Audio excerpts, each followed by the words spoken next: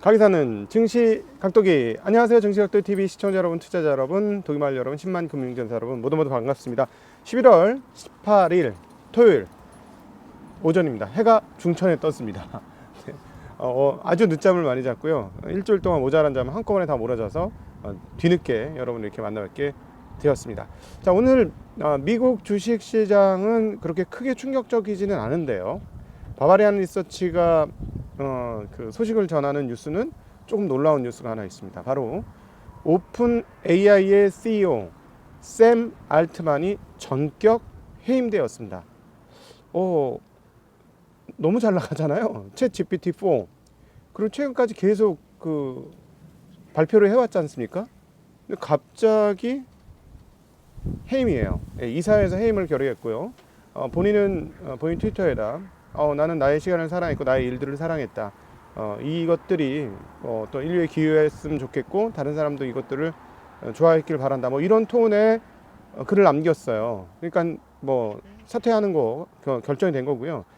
그리고 또 핵심 인력인 그렉 브라운먼도 같이 사임을 한다고 합니다. 이렇게 잘 나가고 있는 시점에서 갑작스러운 해임? 도대체 뭐지?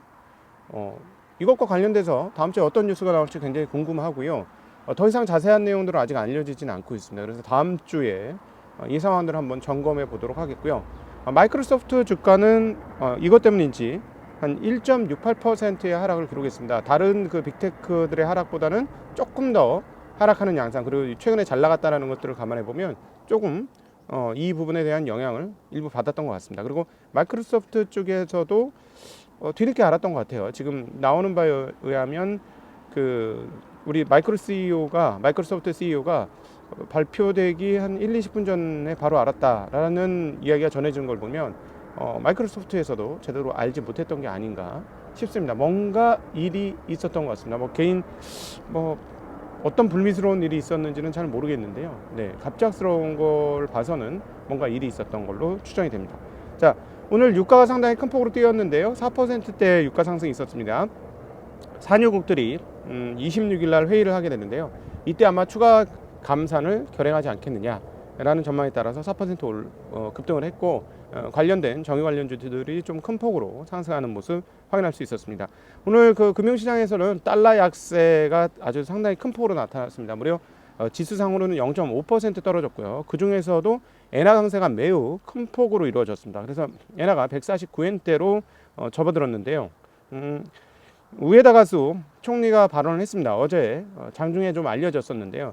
그것들이 좀 영향을 미친 것 같고요. 가장 그 중요한 내용 중에 하나는 물가 목표 달성이 가까워지면 상장지수 펀드 ETF 매입을 포함한 초완화 정책의 종료 전략과 가이드라인을 논의할 수 있다. 즉 우리가 지금까지 해왔던 완화적인 정책, 돈을 풀고 주식을 사주는 이 형태들을 끝낼 수 있다라는 이야기를 했습니다. 네.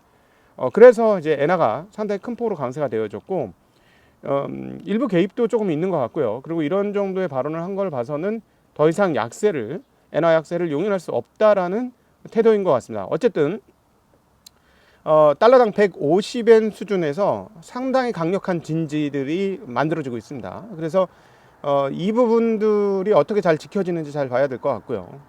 어쨌든 일본은행은 확고하게 150엔 수준에서는 더 이상 밀리지 않겠다라는 의지를 이번 한 주 동안 우리는 확인할 수 있었습니다. 계속해서 151엔 정도 되면 눌리는 흐름들이 있었고 그 다음에 이런 발언들을 감안해서도 볼 수 있습니다. 그러나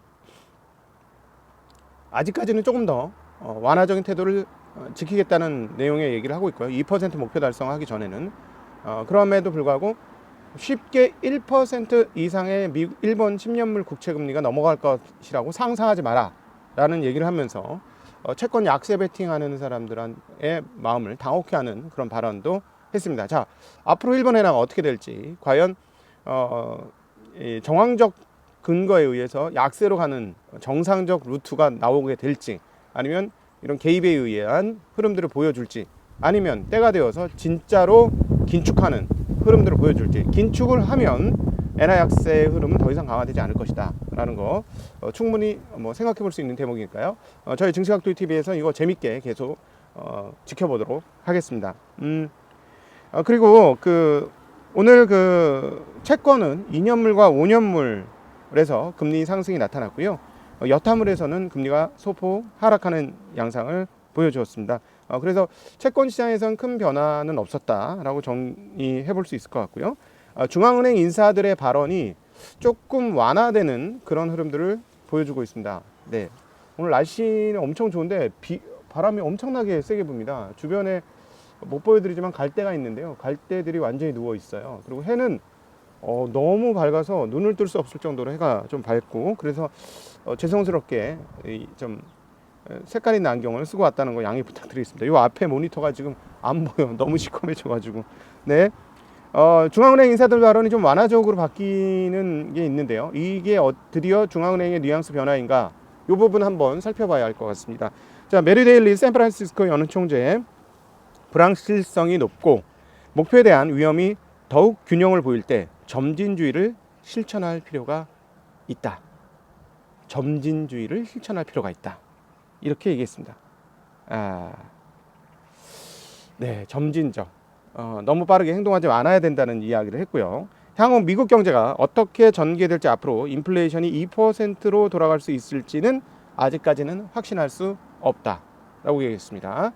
어쨌든 2%를 향해 가는 뉘앙스들이 포착이 된다는 얘기처럼 들리네요. 그 다음에 수잔 콜린스 연은총재는 추가 긴축 테이블에서 벗어나지는 않을 것이다 라고 얘기하면서 높은 인플레이션을 극복했다고 선언하기에는 너무 이르다 라고 얘기했습니다. 뭔가 뉘앙스가 좀 밀리는 듯한 뉘앙스 아닙니까? 그동안에 이제 가두리 양식장 업자처럼 떨어지면 매파적 발언을 했고, 금리가 올라가면 좀 완화적 발언을 했는데, 이번에는 워낙 지표들이 확실히 인플레이션이 꺾이는 디스인플레이션의 모양새를 보여줬기 때문에 발언들이 좀 많이 눅눅해진 것 같습니다. 그러니까 어제 말씀드렸다시피 고용 꺾인 거가 상당히 큰 폭으로 영향을 미치고 있는 것 같고요. 신규 실업 청구자 수가 증가한 것들, 이런 것들이 상당히 영향을 많이 미쳤다라고 볼 수 있겠습니다. 지표에 대해서는 월요일 날 직접 눈으로 보면서 같이 이야기 나눌 수 있었으면 좋겠는데요. 일단 중국의 외국인 직접 투자가 굉장히 크게 줄었다라는 게 어제 나온 여러 가지 지표 중에 눈에 띄는 대목입니다. 9.4%나 줄었어요. 이전에도 8.4%로 줄었는데요.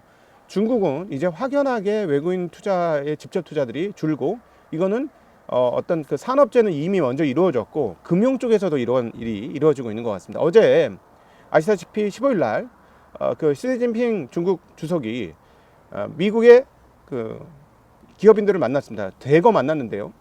이렇게 만난 이유도 결국은 지금 중국은 달러가 빠지고 있는 이런 상황에 대한 긴박함을 느꼈기 때문에 이런 것이 아니냐라고 볼 수가 있겠습니다. 자, 이런 상황에서 과연 어떻게 중국은 행동을 하게 될까요? 이 부분도 굉장히 관심입니다. 지금 뭔가 쫓기기 시작했다는 점. 그리고 이 부분에 대해서는 다음 주에 이철 박사와 함께하는 주말 대담에서 여러분을 찾아갈 예정이니까요. 굉장히 재미난 시간 될 겁니다. 꼭 봐주시면 감사하겠습니다. 자, 그리고 유로존 물가지수가 나왔는데요. 유로존 물가지수가 일반 헤드라인 물가는 완전히 떨어졌어요. 전년 대비 2.9%입니다. 4.3%가 2.9%까지 뚝 떨어지는 그런 양상을 보여줬고요. 오늘 미국 지표들 중에는 주택 관련 지표들이 나왔는데, 착공 건수, 그 다음에 승인 건수, 허가 건수 모두 전월 대비 상당히 상승하는 양상을 보여주었습니다. 이 부분이 굉장히 독특한데요. 건축 승인 건수와 착공 건수가 지금 늘어나면서 그동안에는 좀 줄어들었는데, 이것들 쪽에서는 인플레이션임에도 불구하고, 금리가 높음에도 불구하고 이 건축 지수가 올라갔다는 게 조금 특징적이다라고 볼 수가 있겠습니다. 자, 미국은 과연 완벽하게 인플레이션이 꺾이는 흐름들을 보여주려면 이 주택 관련 지표들까지도 꺾인다. 특별히 신규 주택 이런 것들이 꺾이면 완벽하게 다 꺾게 되는데요. 일단 그 부분들은 아직 조금 엇갈리는 양상 보여준다. 이렇게 정리해 볼 수 있겠습니다. 바람이 너무 많이 불어. 네, 오늘 너무너무 해가 따갑고요. 날씨는 굉장히 좀 추운 편입니다. 오늘까지만 춥고 내일부터 풀린다고 하니까요. 그래도 맑은 날, 건강한 주말 되시길 빌겠습니다. 오늘도 함께 해주셔서 진심으로 감사하고 행복한 주말 되십시오. 안녕.